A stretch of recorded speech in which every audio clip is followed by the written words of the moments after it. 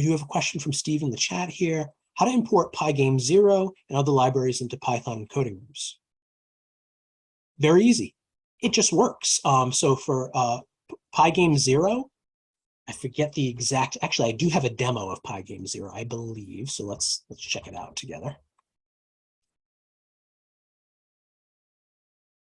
If you're looking for some example projects of things, this is my course that I always give, or I'll create. If someone's asking, how do I run this on Coding Rooms? I usually create it in here and then share it out. It's a public course, so you don't have to enroll or anything. You just check out the resources. Let's see what we've got in here. Pygame 0 example. I do have one. So you can see, and I'll add this for you, Steve, as an example. Here's a Pygame 0 game. Looks like I got a couple different games in here, maybe. Oh, no, it's just Pac-Man. Just has multiple files.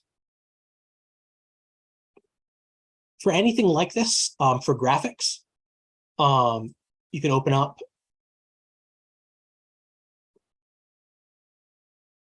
the desktop. We have a full Linux desktop that you can use and students can run on. And you can see it works actually pretty well, other than when I can't play the game well, but it does, it works pretty well for games like this. I should actually adjust this file also so it doesn't start the window in that area.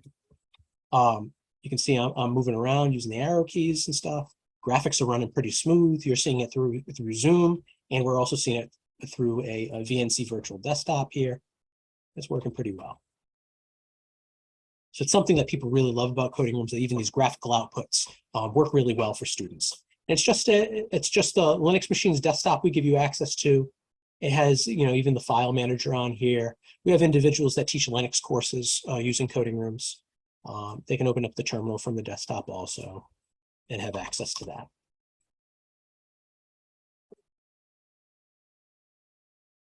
So even desktop applications and games can be created, and you should just have to import them. We do have pip, so you can pip install things yourself also, but it won't persist the next time, like when the virtual machine shuts down and you restart it, we issue you a new one, so we recycle those machines. So it won't be there the next time. So if you need it installed for many projects, let us know and we install it at the base image for you. We are working on some improvements though in the next couple months to persist more, like library installations and stuff like that on the image. For students and yourself at the template level, so that you won't have to contact Coding Rooms for those kind of things in the future.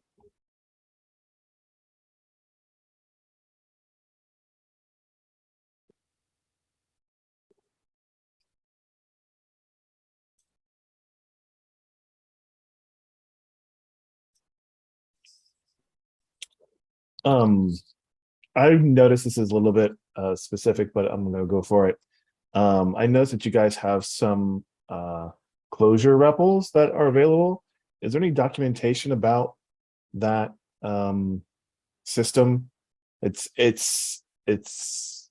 I'm pretty familiar with Clojure, and it's a little bit different than what I'm used to. I'm just wondering if there's any language-specific write-ups about what is in those IDE demos.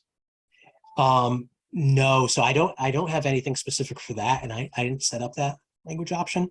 We can definitely work. If you send me an email, I can definitely get someone to pull some information about what's on the image or stuff like that. You let me know. That would be great. Yeah. You're Joe at Coding Rooms? Joe at codingrooms.com, yes. Great. Thank you. Very welcome.